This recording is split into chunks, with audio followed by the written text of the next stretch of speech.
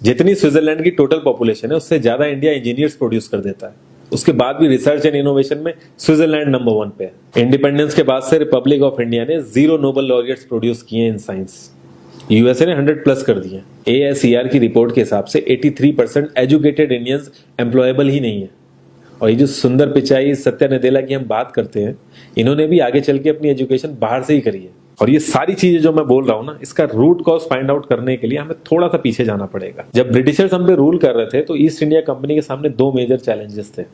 एक, communication with Indian, दूसरा workers और क्लर्क्स की बहुत जरूरत थी उन्हें।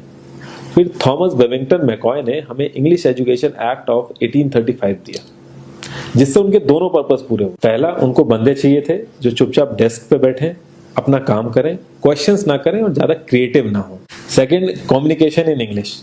इंग्लिश सबसे ज्यादा बोले जाने वाली लैंग्वेज नहीं है, उसके बाद भी इंग्लिश एक लैंग्वेज की बजाय एक क्लास बन गया इंडिया में। रशिया, चाइना, फ्रांस, ये सब जगह इतना ऑब्सेशन नहीं है इंग्लिश को लेके जितना इंडिया में है। पुअर कम्युनिकेशन बोला जाता है अगर आपकी इंग्लिश अच्छी नहीं है, जबकि इंग्लिश ना आने का मतलब है कि आपको कोई और लैंग्वेज आती है। 5 साल पुराना iOS भी आज की डेट में आउटडेटेड माना जाता है। लेकिन इतनी इंपॉर्टेंट चीज, हमारा एजुकेशन सिस्टम, आज भी बस थोड़े से चेंजेस के साथ ऐसे ही चल रहा है। हमारे एजुकेशन सिस्टम में रटने का कंपटीशन होता है, जो ज्यादा रट लेता है उसके ज्यादा मार्क्स आते हैं। अब 95% जिसके संस्कृत में आए हैं वो भी संस्कृत नहीं बोल पा रहा है। और बेसिक हिस्ट्री होने की बजाय इतनी मोटी मोटी किताबें हैं हिस्ट्री की जिसका कोई मतलब नहीं है। अगर आज की डेट में आपको कुछ भी पता करना, आप गूगल से पता कर लोगे। उसके लिए आपको याद करने की जरूरत नहीं है इतना कुछ। और ये गवर्नमेंट स्कूल में हर क्लास में इंग्लिश का सब्जेक्ट है। 12-12 साल लगाने के बाद भी लोग इंग्लिश नहीं बोल पा रहे हैं। और बिना किसी बुक को पढ़े 5 साल का बच्चा सीख लेता है, क्योंकि उसको वैसा एनवायरमेंट मिल जाता है। A+B का whole square is equal to A² + B² + 2AB। इसका रियल लाइफ में क्या यूज है किसी को नहीं पता, न प्रिंसिपल, न टीचर, न बच्चे, बस पढ़ाए चले जा रहे हैं। हो सकता है इसका कुछ मतलब हो, लेकिन आप ट्राई करके देख लेना, किसी को नहीं पता। हाँ, 2AB की जगह अगर आपने 3AB बोल दिया तो 4 लोग हंसने वाले मिल जाएंगे आपके ऊपर। किंडरगार्टन में जो बच्चों को सिखाने के लिए टेक्निक यूज होती है वो लाख गुना अच्छी है कॉलेज की वो रटने वाली टेक्निक से। और जिन बच्चों के बहुत ज्यादा नंबर आते हैं ना, जो वो छुपा छुपा के एग्जाम में लिखते हैं, आप देखोगे जब वो रियल लाइफ में जाते हैं ना तो ज्यादातर क्रम्बल करते हैं वो।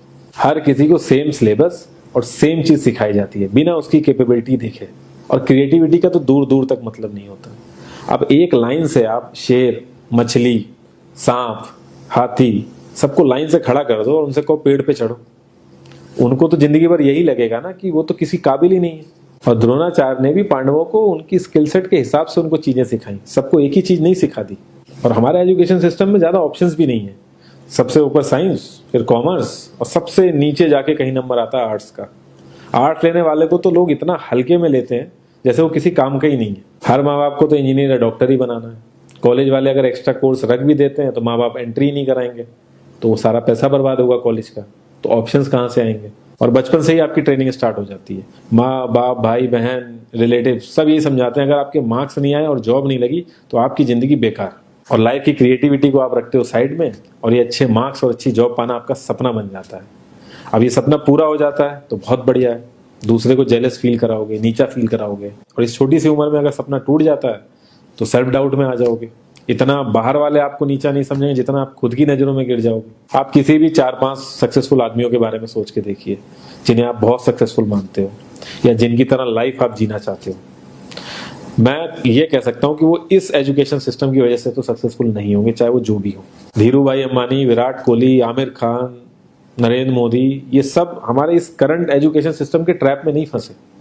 इन्होंने खुद सीखा, खुद एजुकेट हुए और खुद आगे बढ़े। किसी कंपनी के सीईओ को अगर ये कहा जाए कि आप अपनी कंपनी के सारे डिपार्टमेंट में इंटरव्यू दीजिए, तो कोई गारंटी नहीं है कि वो सारे डिपार्टमेंट के इंटरव्यू निकाल लेगा। और ये भी हो सकता है कि वो आधे से ज्यादा डिपार्टमेंट के लिए क्वालिफाई ना करे एजुकेशन वाइज, लेकिन वो पूरी कंपनी चला सकता है। तो ये जो एक स्किल है, इसके बारे में बात क्यों नहीं होती? लोग अपनी 25% से ज्यादा जिंदगी इस करंट एजुकेशन सिस्टम में लगा देते हैं ताकि अपने से कम पढ़े लिखे आदमी की कंपनी में जाके उसके सपने पूरे कर सकें। इंडिया का जो करंट एजुकेशन सिस्टम है, अगर वो इतना ही अच्छा है तो जो भी सेलिब्रिटीज हैं, पॉलिटिशियंस हैं, वो अपने बच्चों को बाहर क्यों भेज रहे हैं पढ़ने के लिए? इनफैक्ट पॉलिटिशियंस के साथ तो ऐसा करना चाहिए जिस एरिया से वो जीते हो उसी एरिया के गवर्नमेंट कॉलेज में उनके बच्चों को पढ़ना कंपलसरी हो जाए, तभी वहां के गवर्नमेंट कॉलेज सुधर सकते हैं। 368 प्यून की जॉब के लिए 1.5 लाख ग्रेजुएट और 24,968 पोस्ट ग्रेजुएट ने अप्लाई किया। मैं IAS PCS की तो बात नहीं करता हूँ, वो तो एक पैशन की बात होती है, लेकिन कुछ लोग 5-5, 6-6 साल से तैयारी कर रहे हैं कि कोई भी गवर्नमेंट जॉब मिल जाए उन्हें। उनसे पूछोगे क्यों ऐसे इतने टाइम से लगे हुए हो, तो वो एक ही चीज बोलेंगे कि जॉब सिक्योर है।